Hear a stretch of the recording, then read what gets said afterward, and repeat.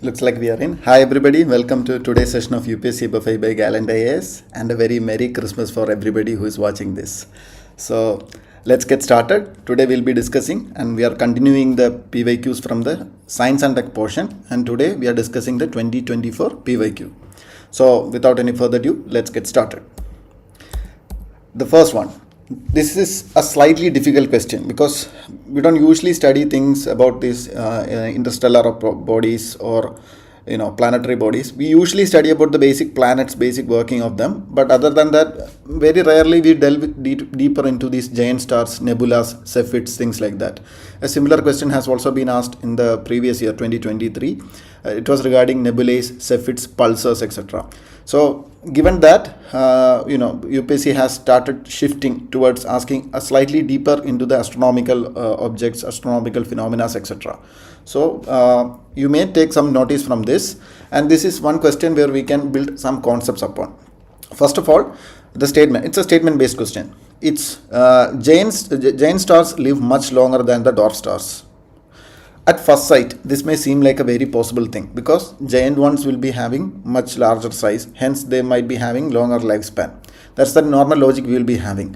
But one thing we need to know is that giant stars are actually the ones that are nearing their end of life, okay? And dwarf stars have got much longer lifespan than that because sun is a dwarf star. That's the logic we need to be having. And by the end of the sun's life cycle in future, it becomes a red giant, a giant star.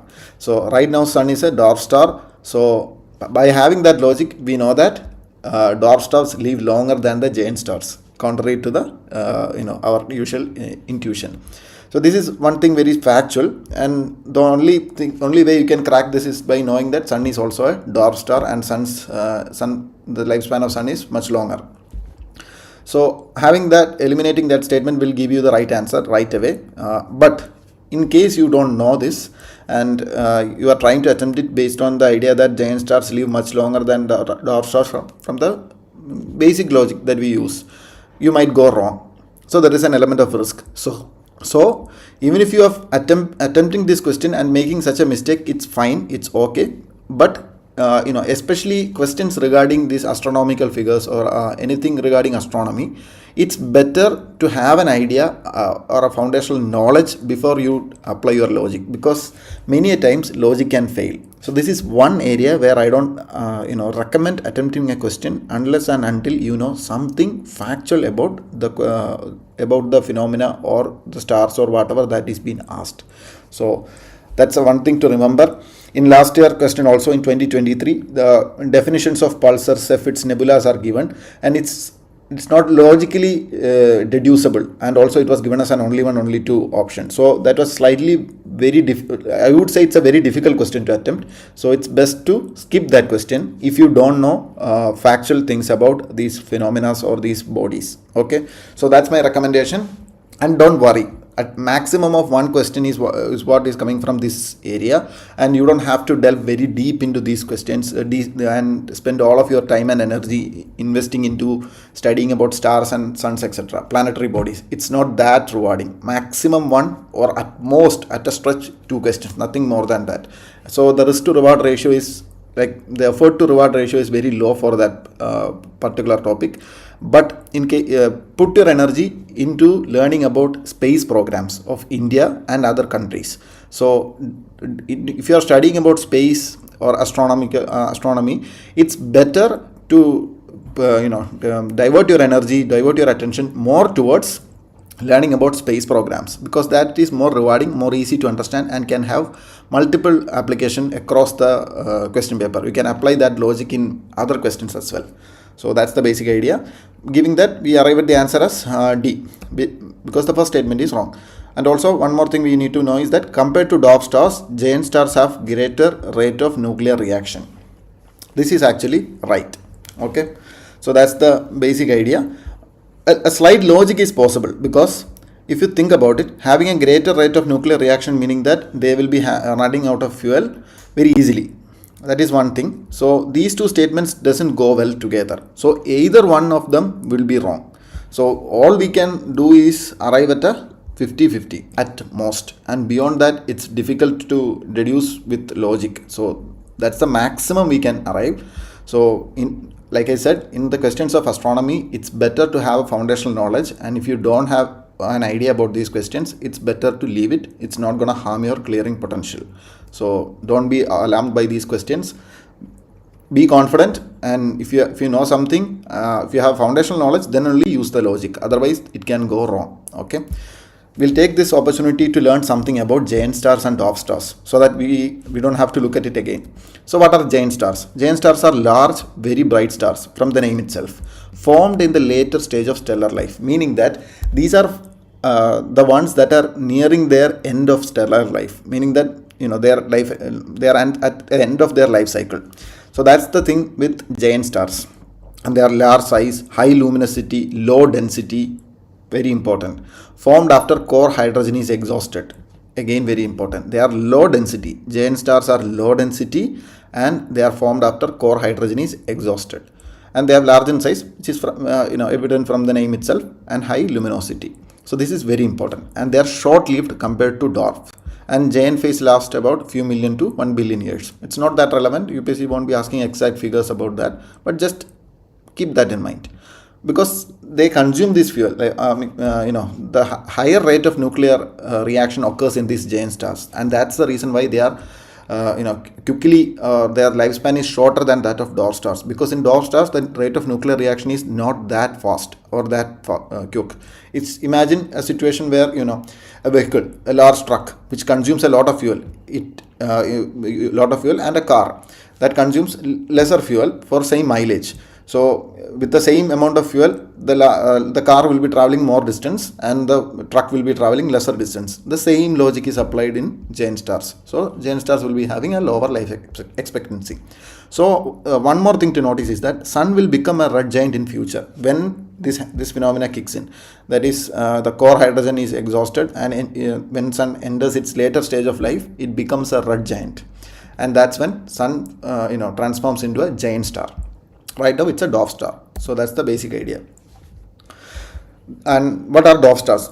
Mainly they are small sized stars, and most stars belong to this group. So the larger number of stars in the universe is of the category of dwarf stars, whereas giant stars form a small portion of them. Then slow hydrogen burning. See, the burning of hydrogen is very fast in giant stars, and that's the reason why they have got a higher rate of nuclear reaction, and they have got longer lifespan, dwarf stars. And then sun-like star, like sun is also a dwarf star, and it has got a lifespan of 10 billion years. This was the only thing I knew while approaching this question. That's why I was able to eliminate the first statement, because I knew sun was a dwarf star. That's the only thing I knew, nothing beyond that. So I was able to eliminate the first statement and arrive at the answer. So again, I'm telling you, if you don't know that fact, the question becomes extremely difficult, and at most with logic you can arrive at a 50-50. So it's okay if you don't know a factual thing about this, and it's fine to leave the question than attempting it and making it wrong. Okay, I don't say that all the time, but in the case of astronomy, I strongly recommend that if you don't have a factual knowledge, try not attempting that and taking the risk. Okay, with other questions it's worth taking a risk, but here I don't recommend that. Then white dwarfs. There are two types of dwarfs. They are like main sequence dwarfs and white dwarfs. White dwarfs are the ones with dead core, like their core is already dead, no fuel burning, only cooling. The hydrogen burning is completed and they have become like a dead star. So that's the basic idea, and their lifespan is much higher because they cools down very slowly. Okay, that's the basic idea. Now, radioisotopes thermoelectric generator. There is a very good chance that most of the aspirants, at least I expect a 70% of the aspirants to not have an idea or not having heard about this particular thing. But there is some way where we can actually solve this question, because we have got an options like that. So from the name itself, radioisotope thermoelectric generator. Okay, the name itself says that radioisotope thermoelectric generator. Okay, meaning that something having a radioactive nature is being used to generate heat, electricity, or both. That's what I deduced from the name or the statement. I don't know exactly what is that. Like assuming I don't know what exactly that is. This is the one thing that we can decipher from the keyword itself, meaning that they are using a radioisotope. Radioisotope meaning radioactive isotope of some radioactive material, and then thermoelectric generator, meaning that they will be generating heat or electricity or both. I don't know how that works. So that's the basic idea. RTGs are miniature fission reactors. Okay, this is one thing. So since there is radioisotope or radioactive material involved, maybe there is a chance that it could be a fission or a fusion reactor or a nuclear reactor. Okay, maybe. I don't know. So moving on. RTGs are used for powering the onboard systems of spacecraft. Radioisotope thermoelectric generators. Okay, using a radioactive material, and that is being used to generate electricity. And yeah, in spacecraft, what's the thing? They don't have oxygen for normal combustion or anything that sort. Generally, they use solar energy, using solar panels to generate power for onboard applications in spacecraft. That's what normally spacecraft uses.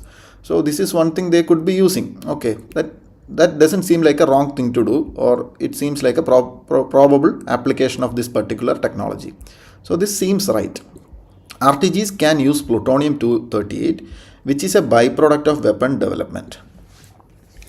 Plutonium-238 is a radioactive material that we know, and it's generally a byproduct of weapons development. That is also right, and it's not always a byproduct of weapons development. If you remember, last day we have discussed about India's 3-stage nuclear program, and in stage 2 there is plutonium is being produced as a byproduct.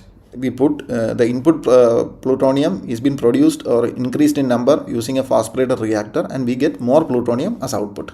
So this is also possible. And it is saying that RTGs can use plutonium. So again, that seems right only. So we have arrived at a statement like either it will be 2 and 3 or 1, 2 and 3. Okay, here there is one thing. In most cases, UPSC will be asking a question about reactors. There is a good chance that UPSC will be switching between fission and fusion. That's the common trend that UPSC is showing. If a question or something is fission reactor, UPSC will be giving it as adding it as replacing the fission with fusion. Basic interchanging of the keywords. So I thought that this would be a fusion reactor or something of that sort, or maybe entirely a different sort of reactor. There is no such thing mentioned here as radioactive or nuclear or anything. It just says that radioisotope, meaning radioactivity is being used. So while attending this examination, my idea was that UPSC will either be tinkering with this fission, or meaning that it is replacing fusion with fission, or it is entirely a different thing. So this was my challenging thing, because this was my the logic behind suspicion about this first statement. So I was like, okay, this might be fusion or something else, because in aircraft and all this can be done, and it's very difficult to sustain a fission reaction in that particular environment, because especially something of that sort is being used in aircraft. There is a good chance of nuclear meltdown happening. So it's not a very safe thing to do, especially we don't really have any control over, very limited control over the nuclear apparatus, like the apparatus in the spacecraft. So there is a good chance that a fission reactor, which is very unsafe, will be used without proper control rods, control mechanisms.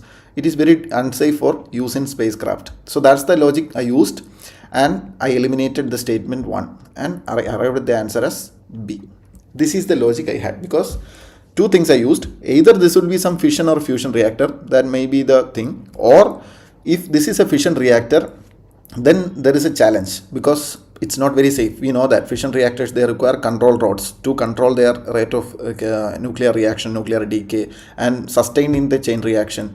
So using such a technology, which is very fragile and that needs constant supervision on an onboard spacecraft, is very risky. Especially we don't know what happens if if a nuclear meltdown occurs. It's not just about spacecraft. In the outer space, if such fissile materials are left untouched, there could be a lot of catastrophic reactions happening. So this is not a very safe thing to do. That's the reason why I eliminated the first statement and arrived at B. This is one logic you could be using, because fission reactors are generally very much dependent on the supervision and control. And in spacecraft, you know that all we can do is send signals and have the apparatus to manage things, and many times these signals get cancelled, cut, there is a signal interruption happening. So more or less as a level of autonomy is maintained in these spacecraft, and we cannot depend entirely on that autonomy, especially with something as dangerous and as can have a catastrophic effect as a nuclear fission reactor. So I eliminated that statement. I didn't know what this is actually, but the idea was that this was my logic. So I didn't know back then what exactly is a radioisotope thermoelectric generator, but I managed to answer it correctly based on this logic. Now we'll take our time to learn what exactly are RTGs. So RTGs are actually very interesting, because they are from the name we might think that they are something nuclear reactor or nuclear reactor like, but they are entirely different, because you know that a radioactive material, the radioactivity is meaning that they are undergoing decay, very fast decay, and they are emitting these gamma rays, alpha rays, and other particulate rays, and that's the reason why they are undergoing decay. And these unstable radioactive materials, they undergoes decay, meaning that they generate particles, and these particles can actually generate heat. Emission of that particles can generate heat, and this heat can be used to make electricity. And there are devices called Peltier junctions. These Peltier junctions can actually produce electricity by providing heat or temperature differences. And that's the basic idea behind that. Here, the heat from the radioactive decay is converted directly into electricity, and something like a Peltier junction will be used. Peltier junction is a device that converts heat into electricity. Remember that. So the reason why we use that is because sometimes sunlight is weak or unreliable. Not every time the solar panel will be working. We cannot just carry fuel like normal fuel, high density fuel or whatever to the spacecraft. No, that's not possible, because these space missions are under extreme conditions, and they require constant supply of energy, and any disruption can be detrimental to their operation. So that's the basic idea, and we are using these RTGs in spacecraft because of that. And the basic functionality is that a radioactive material is slowly decaying and it generates heat, and this heat is directly converted to electricity. And the most commonly used radioactive fuel is plutonium-238, and it naturally releases heat, and this heat creates a temperature difference, and special materials, thermoelectric materials, thermocouplers, are used to convert this heat difference into electric current. Peltier junction or Peltier circuits are used for this purpose actually. Power is produced continuously without any moving parts. This is one more advantage, because in a Peltier junction there is no moving parts. All we need to do is to provide some heat, and electricity will be provided. Electricity can be generated as an output. So we don't need to be having any moving parts, just like an induction motor or anything. We don't need a moving part for that matter. So that's the basic idea, and that's the reason why RTGs are a good source of energy technology to be used in tough situations like spacecraft operations, etc. So moving on, which one of the following is synthesized in human body that dilates blood vessels and increase blood flow? Okay, all are nitrogenous, the compounds of nitrogen. So they are doing something that is basically dilating the blood vessel and increasing the blood flow. So they are used in medical applications mostly. So what could be it? In the actual examination, I couldn't actually decipher it very correctly, because I didn't know exactly which one was laughing gas and which one was nitric oxide. So because I didn't know the exact name of that, all I knew was NO2, N2O, etc., and I couldn't connect it in the actual examination. So I found this slightly difficult, because I was suspecting between nitric oxide and nitrous oxide, and I wasn't sure about that. So I skipped this question in the actual examination. So it's fine to leave that, because even I found it difficult. But to deal with this question, we can approach it with two logic. We know that this nitrogen dioxide is a harmful thing. It's a pollutant. So that's not something that dilates blood vessels or increases blood flow. It can do the opposite.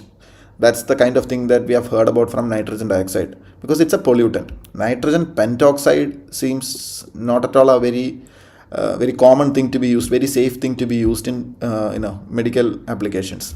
But nitric oxide and nitrous oxide, either of them are laughing gases. You might have heard about laughing gases that are being used as anesthetic. Either of them are laughing gases. One of them is a laughing gas and the other one is the answer. So nitrous oxide is actually the laughing gas, meaning that it's the nitric oxide that is doing this thing, dilating the blood vessel and increasing the blood flow. So I was able to eliminate these two and arrive at 1A and B. And from there, if you know that nitrous oxide is the laughing gas and it doesn't really dilate your blood vessel, then we can arrive at the answer as nitric acid. It's basic elimination. You don't need to know what exactly is the chemical, but we can eliminate the other chemical based on their characteristics and our understanding and arrive at the answer. So that's how we arrive at the answer. And since UPSC have asked about this much compounds, it's worth looking into what are their individual qualities or traits. So let's take our time and look into that. Okay, nitric oxide. This is nitric oxide and it's a blood vessel relaxer. Remember this thing, okay, NO, because sometimes UPSC can just give the compound's name itself and maybe not the chemical name or chemical symbol for that and not exactly the name. So this is a challenging thing. So remember, nitric oxide is NO and nitrous oxide is N2O, not NO2. Okay, don't confuse with that. So NO is the blood vessel relaxer. It's used as a vasodilator. Okay, so it reduces hypertension. Obviously, by dilating our blood vessels, the blood pressure obviously reduces, because blood pressure can actually increase when there is clot or our arteries or blood vessels get shrunk. So expanding them, dilating them as a vasodilator, this can actually reduces hypertension. And of course, heart conditions. This is somewhat similar to what normally the aspirin does. Aspirin thins out our blood and making the blood easier to flow and reduces the chances of clot and block. That's what aspirin does. This actually enhances the pathway for blood to flow. That's it. Then it's a signaling molecule. Remember, this is another function. It regulates blood pressure and nerve signals. That's also another function of nitric oxide. It's used in study of immune and cardiovascular system. Of course, with these applications, it's obviously used in studying of immune and cardiovascular system. Very much in line with the overall characteristics of nitric oxide.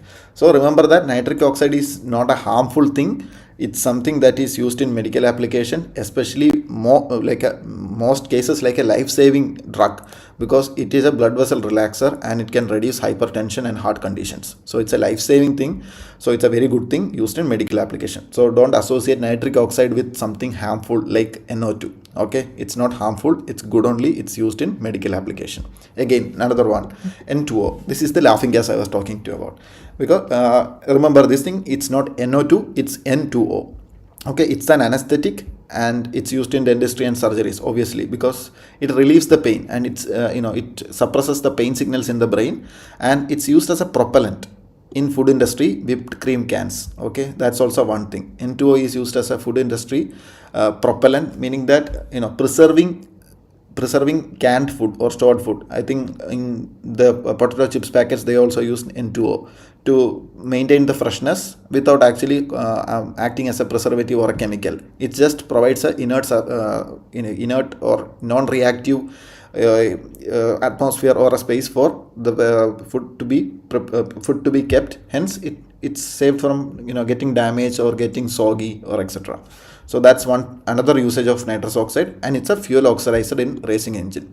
This is what the nitrous boost we always seen, especially in films like Doom. We have seen that there is nitrous oxide doing. That's N2O. So that's exactly N2O, and it's a fuel oxidizer. See the kind of application N2O is having. It's used as a propellant in food industry, and it's used as an anesthetic, and it's used as a fuel oxidizer. So that's a wide range of application for N2O. So if UPSC ask about this and give these examples, there's a good chance that you will be marking it wrong, because not everything fits the bill of, everything is very much diverse and not at all complementary and sometimes contradictory. A fuel oxidizer being used as a pain relief.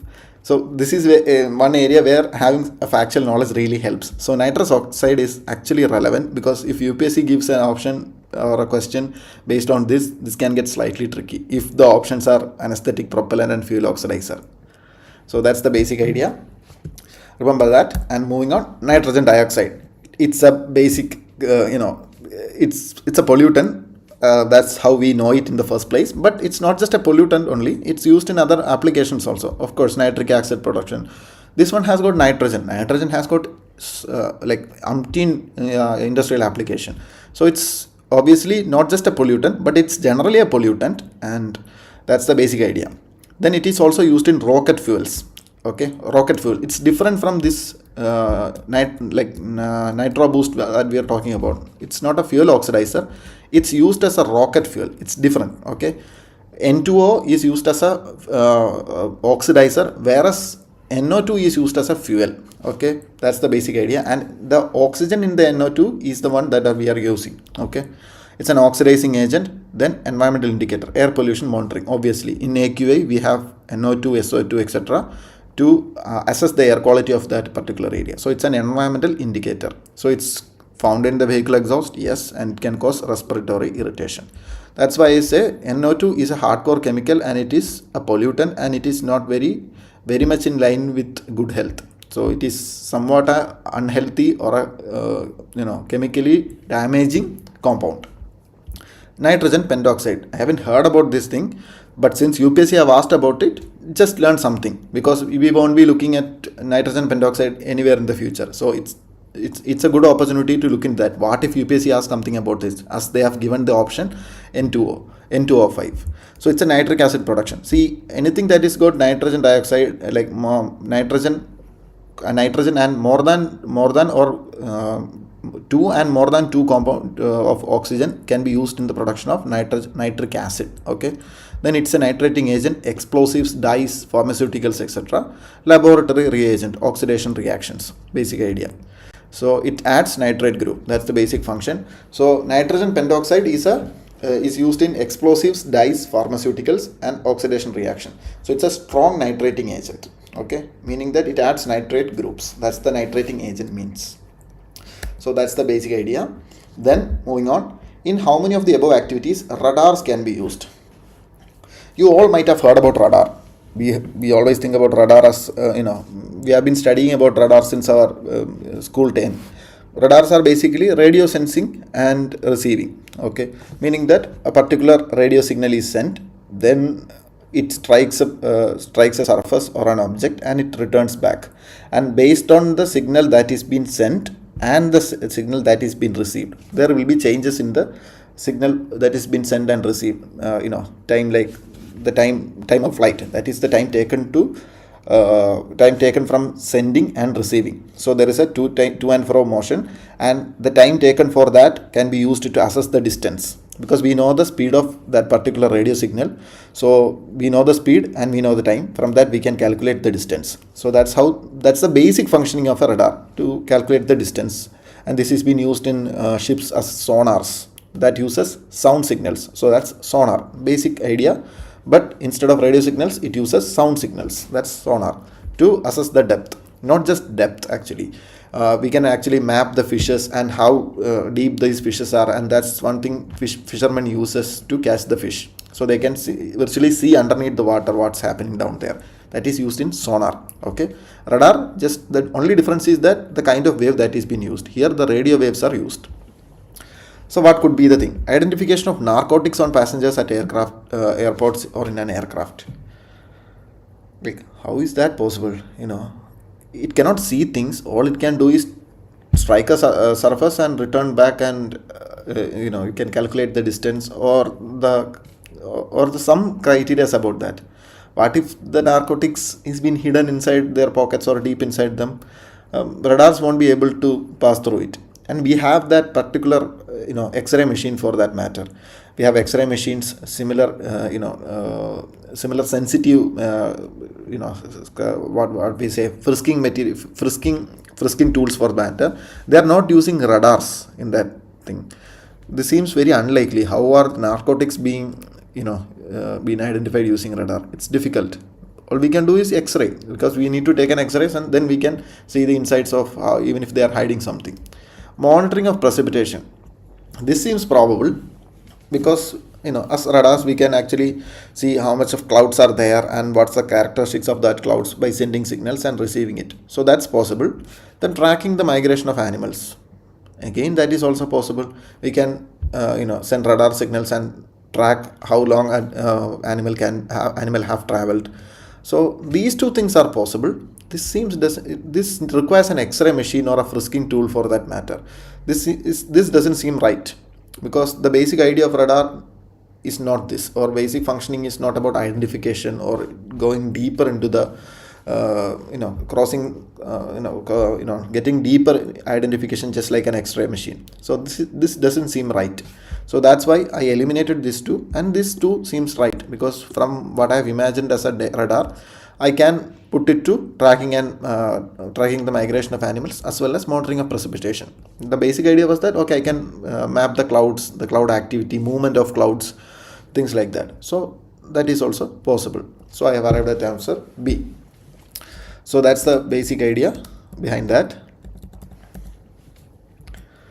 And since we are at it, we'll look into radio detection and ranging. That is called radar. So radar sends radio waves and listens to their echo to detect objects, their distance, direction and speed. There is certain characteristics for these radio waves. So we know everything about the wave that we are sending. And once we are receiving that wave back, there will be changes to that wave. And we are comparing these waves based on that. What change in their frequency, what change in their amplitude, what's the time of flight. That's the time taken for it to deploy and come back. So all of this information can be gathered from these two signals, the signal that it's been sent and one that is been received, and a computer can process it. So I'll tell you in detail how this works. Radar sends radio waves. Radar hit an object, aircraft, bird or animal.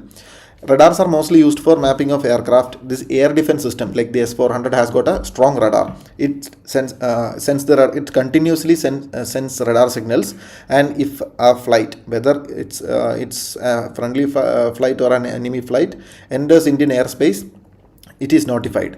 So if a friendly flight is been there, then it sends out a different radar signal and we can identify that. And one important thing is that recently these 5th generation fighter jets are very much in use, or very much in news actually. So the reason why they are that popular or they are that powerful is because they have got stealth capability. Because in radar, usually the signal that we are sending touches the aircraft and it returns back, and we can map that okay, that moving object, we cannot see the object. We can assume that with the speed, with the radar, like the signal that is being received, we can figure out that this is a large body moving and possibly a fighter aircraft or an aircraft. So that's how radar detects aircraft, and same way it detects missiles also.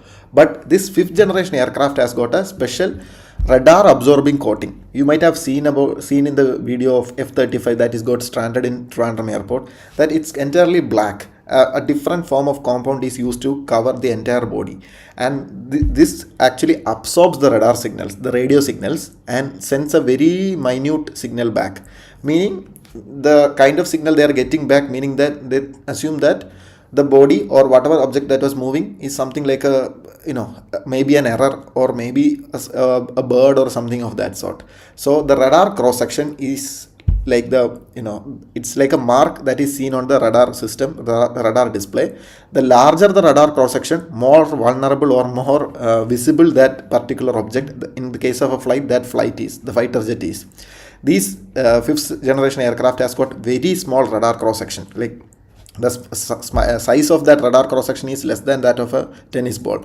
So in that display, it just appears like a dot. So they won't be able to pinpoint the location of that stealth aircraft, and they won't even notice that stealth aircraft is moving, because there are a lot of objects in the atmosphere, even particulate matters or things like that are there, even clouds are there. So a stealth aircraft like a 5th generation aircraft can be mistaken for something else, and thereby it can actually enter the enemy territory and carry out an attack. This is the greatest advantage of F-35 and F-22 Raptors. Their stealth capabilities are the supreme in the current technology. So that's how radar and 5th generation aircraft are connected. They have got a radar absorbing material coated through their entire body. You might have heard about B-2 bombers. They are not a fighter aircraft, they are just bombers, and they are one of the most stealthiest aircraft in the current day and age, because they have got a super radar absorbing capability. The actual cross section of that wingspan of that B-20 is so large that it occupies almost a soccer field. But on a radar, it seems just like a dot, a tennis ball, because all the radar signals that are being sent to detect it is absorbed by it. So that provides it with the stealth capability. And this radar absorbing material coating is very expensive, and they require constant maintenance. That's the reason why fifth generation aircraft are very difficult to manufacture and maintain. Okay, the one that is stranded in the Trondheim airport, its radar coating might have damaged a lot, and it requires high level of maintenance to be put in back to proper stealth service. Then this is what happens in radar. Radar receives and captures the echo. It calculates the distance, direction, speed. And there is one thing called Doppler effect. That is also something that you need to know. We'll discuss about that now. What is a Doppler effect? You might have heard that when an ambulance is approaching you from a distance, the frequency of that individual beeps will be smaller. As in, the frequency is smaller. As in, there is a long gap between that beep sound. But once it approaches you, you might feel the beep frequency increasing. And again, when it moves past you, the frequency reduces.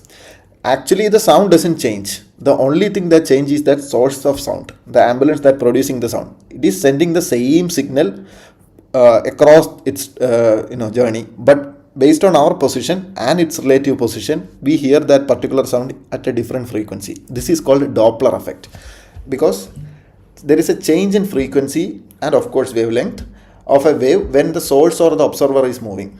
Okay, either the source is moving or the observer is moving. In the case of an ambulance, we are constant, the ambulance is moving, and you can observe that the frequency changes.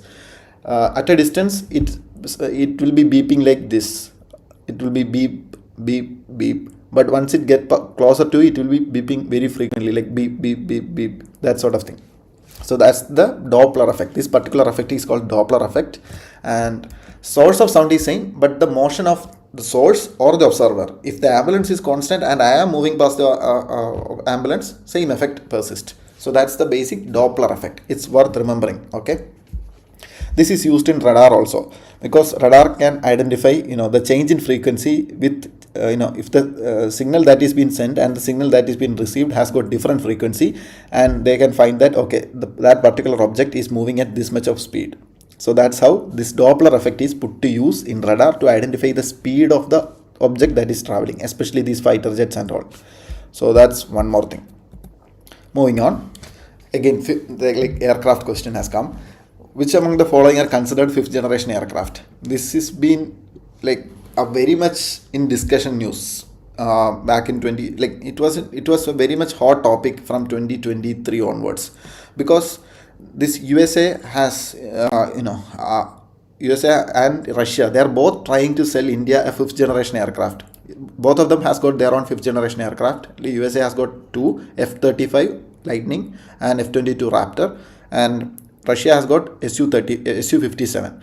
So these are both fifth generation aircraft, and they are both trying to sell these aircraft to India, and India has been reluctant to buy from either of them, because capability wise F-35 is really cutting edge, and having that in India's arsenal makes India's Air Force very much ahead of whatever threats we are going to face, because it's one of the most cutting edge thing. But the risk is that there has been allegations surrounding this F-35 that there is a kill switch where USA can actually make a particular F-35 dysfunctional through a software connection. So that's kind of a threat that is there, and of course the cost is very high for F-35. So that's the challenge regarding F-35, and that's why India is reluctant to buy F-35 from USA. And about Su-57, the challenge is its capabilities are not as high as F-35, and the production challenges exist, and Su-57 has not yet a fully proven fifth generation fighter aircraft. But Russia has constantly been pushing India to have indigenous manufacturing and a technology transfer for Su-57 to produce them in-house in India, just like Su-30s. So that's the basic idea. From that, we know that India doesn't have a fifth generation fighter aircraft. That's the basic idea. the maximum India is having a 4.5 generation aircraft. India still doesn't have a 5th generation aircraft. That's the only thing you need to know to solve this question. Because India has Rafale, India has MiG-29, India has Tejas. India has all three. But India doesn't have a 5th generation aircraft, meaning none of these are 5th generation aircraft. So that's the answer. That's the logic. Only thing you need to be knowing is that India doesn't really have a 5th generation aircraft, and these are all these are all in the India's Air Force. So none of them are 5th generation aircraft. Rafale is the closest one to a 5th generation aircraft. It's a 4.5 generation aircraft. Like I said, I've actually taken a very detailed class on 5th generation aircraft in my earlier sessions on science and technology. So please go and watch it, where I have discussed about what makes a 5th generation aircraft so special. The first and foremost thing is, unlike the aircraft before it, like the Rafale for that matter, the 4.51, they are got a stealth capability. This single-handedly changes the entire dynamics. Earlier, the fighter jet technology was chasing speed. Having that particular speed will make a fighter aircraft immune to air defense systems. But currently, our air defense systems, like not just ours, across the world has been improvised, and they are very much capable of detecting everything, and very much capable of overpowering a fighter aircraft. So speed is not the way to go. Then comes the idea that okay, then stealth is the way to go.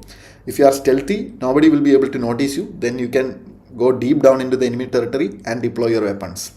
And this is exactly what US has done using their B-2 bomber F-35 to launch the attack on nuclear facilities in Iran. Okay, so that's the basic idea. I hope you understood. India doesn't have a fighter aircraft. All of these things India has, meaning that none of them are fighter aircraft. And one important thing is, India is currently undertaking a mission called Advanced Medium Combat Aircraft, AMCA. This is India's indigenous 5th generation aircraft. This is a project that is currently under progress, and it has not been in production ready. India is working very hard to develop a indigenous 5th generation aircraft so that it can join this elite group of 5th generation aircraft. So AMCA will be having stealth capability, advanced radar mechanisms, things like that. So India's effort or attempt at 5th generation aircraft is AMCA, developed by HAL only. It is currently under process and it has not yet completed. Okay, that's it. Currently, remember this thing also. UPSC can ask about 5th generation aircraft again, because it's a hot topic and it's expected from you to understand, because this has been constantly in news to whether or not India should be buying from Russia or from USA. That has been a constant debate that is happening. So it's worth knowing which all countries have a 5th generation aircraft right now in 2025. Which all countries have aircraft, 5th generation aircraft, and their names. F-22 Raptor, USA. From the name itself you understand. F-35 Lightning, USA. In the option, UPSC can give F-16. F-16 is not a 5th generation aircraft. Remember that. Only F-22 and F-35 are 5th generation aircraft, and that they are used by USA, and of course it's given to their allies, just like the one that has been operated by the UK has been stranded in our Trivandrum airport. So that's an F-35 Lightning. Okay. Then there is China. China has got Chengdu J-20, and that's a 5th generation aircraft. Then J-35. China's J-20 and J-35 are 5th generation aircraft. And then, like I said, Su-57 of Russia. So that's also a 5th generation aircraft. These are all operational. Okay, these are the operational ones. And India is currently developing AMCA. And same way, South Korea is also working on that. Turkey is also working on developing a 5th generation aircraft. So remember that. Moving on. In which one of the following are hydrogels used? Okay. Not something that we usually study or learn. Okay.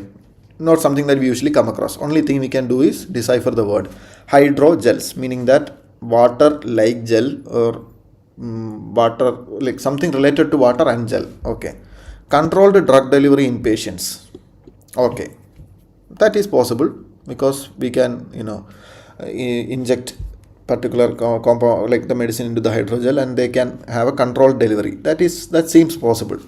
Mobile air conditioning system. These air conditioning systems doesn't use any hydrogels or water related components. Coolers does, but not air conditioning systems use any water related materials. They does produce water as an output because of the condensation. Other than that, air conditioning systems uses refrigerant for that matter, and compressor, refrigerant, etc. Not water. That's the basic idea, assuming you know how air conditioning works, because they don't use water. We might see water dripping from it. It's actually from the atmosphere only, and the cool the cool coils just condense the water, and that's why it's dripping from the air conditioning system that we see. It's not the water that is produced by the AC. It's in the from the atmosphere only. So this is not possible, I feel, because water and air conditioning doesn't really go well. Okay, so that is there. Preparation of industrial lubricants. This seems possible. Okay, maybe a hydro gel like structure can be used to produce a water based lubricant. So 1 and 3 seem likely, but there is no such option. There is no 1 and 3 given. There is only 1, 2 and 3, and then there is 2 and 3, then there is 1 and 2. Anyways, 1 is right, so I can eliminate this one. Then 2 is not right. 2 doesn't seem right. Then I am left with A. So the answer should be A only. But I thought this could be a possible application, but there is no such option. So lucky I got saved. The answer is A. Because the only thing I knew was water and air conditioning doesn't really go well, and that doesn't really have any connection. That's the only knowledge I had, because the basic working of ACs are different. They use refrigerants and not water or anything, and water is actually detrimental for the working of ACs. So that's not the idea. And that's the only thing I knew, and that's how I arrived at the answer. Lucky that UPSC didn't give me a 1 and 3 option, then it would have been slightly tricky and I might have gone wrong. Again, I'm telling you, with this logic, I could go wrong. But that is fine. Even if you go wrong in this particular question, you can make at least 4 to 5 questions right, and net result will be positive only. The reason why I took this question as right is because this seems probable. Having a water-based lubricant is possible. That is possible only. That's the kind of logic I had. But luckily UPSC didn't give such an option. Maybe they knew that this is a likely scenario and they didn't want to make this question very much factual. That's why they have purposefully not given 3 as an option. So again, having that logic really helps, and a logic is the only thing that you need to solve questions like this. Don't worry about anything else. Okay, have that logic and just connect it and be done with it. Again, don't make the mistake of just blindly selecting all 3 for any science and tech related question. That can definitely go wrong. Okay, see, in the case of this question, this one, and everywhere else, taking all 3 as right can go wrong, like entirely go wrong. That usual logic, like that's not a logic, I would say, the usual tactic or the plain logic that everybody says, or plain strategy. Don't go by that. Okay, read the sentence one by one. Never assume that all 3 would be right. Okay, just take a look at what are hydrogels, because since we don't know what that is, just take a look at what are these. Hydrogels are soft materials made of polymers that can absorb and retain very large amount of water. Oh, that's their purpose.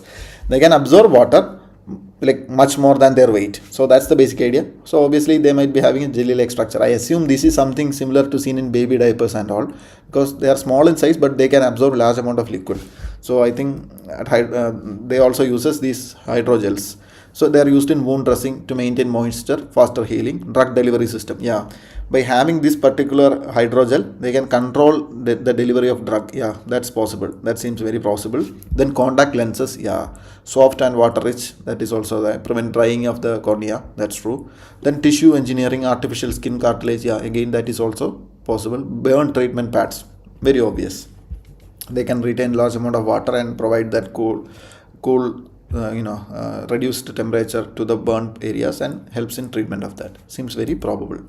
So in environment and engineering, okay, they have got actually multiple applications, not just medical and healthcare. In environment and engineering, they can be used in wastewater treatment. This is very important for our environment and ecology, because heavy metal absorption can be done using hydrogels. So remember this, UPSC can ask, since they have asked about heavy hydrogels, especially like very specifically, this is a potential question that we can expect, that wastewater treatment and hydrogels. Okay, then leak sealing, water blocking, flexible electronics, soft robot. Okay, that's there, but this is important.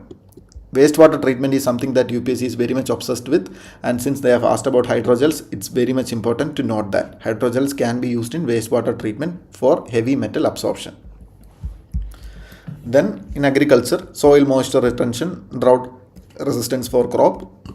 This seems very logical, nothing challenging. Yeah, like I said, diapers and sanitary pads, cosmetic face mask, disposable medical pads. Yeah. Then cell structure, 3D modeling, 3D tissue models, biosensors, enzyme immobilization. Yeah, these all seems very probable. But the one thing to note is wastewater and heavy metal absorption. This is a potential question. Okay. Moving on. UPSC has been repeatedly asking about this hydrogen fuel cell. The last day we discussed about 2023, there were at least 2 questions regarding green hydrogen, and UPSC still asks, in 2024 also UPSC is asking about hydrogen. So hydrogen and the hydrogen mission is very much in demand when it comes to UPSC, and they are repeatedly asking questions on that matter. So it's worth taking a looking at. See, in 2023, a question about green hydrogen has been asked, and in that it can be used in hydrogen fuel cell. See, hydrogen fuel cell was given as an option in that, and in the very next year UPSC have asked explicitly about the hydrogen fuel cell. This is why I tell you that what all things UPSC gives as options are also relevant, are a hint about upcoming questions. So hydrogen fuel cell has been given as an option in the exact previous year. This is 2024. In 2023, just last year it was given as an option, and this year they are explicitly asking about that, meaning hydrogen is still relevant, and also questions where the science and tech related questions are given, the options are important. That's why I give you more information regarding this 5th generation aircraft and also hydrogels and other compounds of nitrogen, because same way that compounds of nitrogen has also been repeatedly asked. So this is worth looking into. So in the exhaust pipe of fuel cell vehicles powered by hydrogen, okay, which among the following is an exhaust pipe of emission? Okay, we know that hydrogen fuel cell vehicles are zero emissions, meaning that they release absolutely nothing harmful for the atmosphere. That's their biggest advantage. So look into the things that can be produced that fits the bill for a very harmless emission. Hydrogen peroxide, not necessarily very harmless. Hydronium, again not very harmless. Oxygen, okay, it's harmless, but it's combustible, and there is no chance that oxygen is being emitted. Like oxygen being emitted through the exhaust pipe seems like it's not a very good thing to actually emit. It is combustible, so that's not the thing. Then comes water vapor. This seems possible because in hydrogen fuel cell there is basically hydrogen and oxygen combination happening. So water vapor can be produced because water is basically a compound of hydrogen and oxygen. So this seems probable, and I connected it because hydrogen fuel cells are one of the cleanest emissions emitting vehicle technology. So none of these things, the A and B doesn't seem very clean. C seems very dangerous because oxygen is very combustible. So that thing is not a good emission, or not a good compound to come out of an exhaust pipe. So water vapor, and water vapor is not out of nowhere because in fuel cells we are using hydrogen and oxygen, so water can be produced. From that logic I arrived with the answer as D. Now we need to be looking into the hydrogen fuel cell because UPSC have asked already about hydrogen multiple times, and now about fuel cell. Now we need to be knowing something about how exactly this hydrogen fuel cell works. So hydrogen fuel cells generate electricity using hydrogen and oxygen, and only byproduct is water. Okay, remember that. It uses electricity. See, these hydrogen fuel cells, they generate electricity and they use hydrogen and oxygen, and they combine that and they produce water, electricity and heat. So basically a chemical energy is converted to electrical energy. Very clean process, no moving parts. That's the biggest advantage. No moving parts are used for generating electricity. Only required thing is constant supply of hydrogen. So advantages of hydrogen fuel cell vehicles: high efficiency, better than combustion engine because there are no moving parts. Zero tailpipe pollution. Only water is being emitted. Silent operation and continuous power supply. Yeah, that's true. So that's all about hydrogen fuel cell. Remember that hydrogen fuel cell converts chemical energy into electrical energy. And I'll tell you a few things about hydrogen fuel cell vehicles. In a hydrogen fuel cell vehicle, they will be having a hydrogen fuel cell as the engine, not as the engine, as a fuel source. And it produces electricity. And this electricity is used to drive the motor. So it's hydrogen fuel cell vehicles are basically electric vehicles. Only difference is that they uses or they source their electricity from the hydrogen supplied fuel.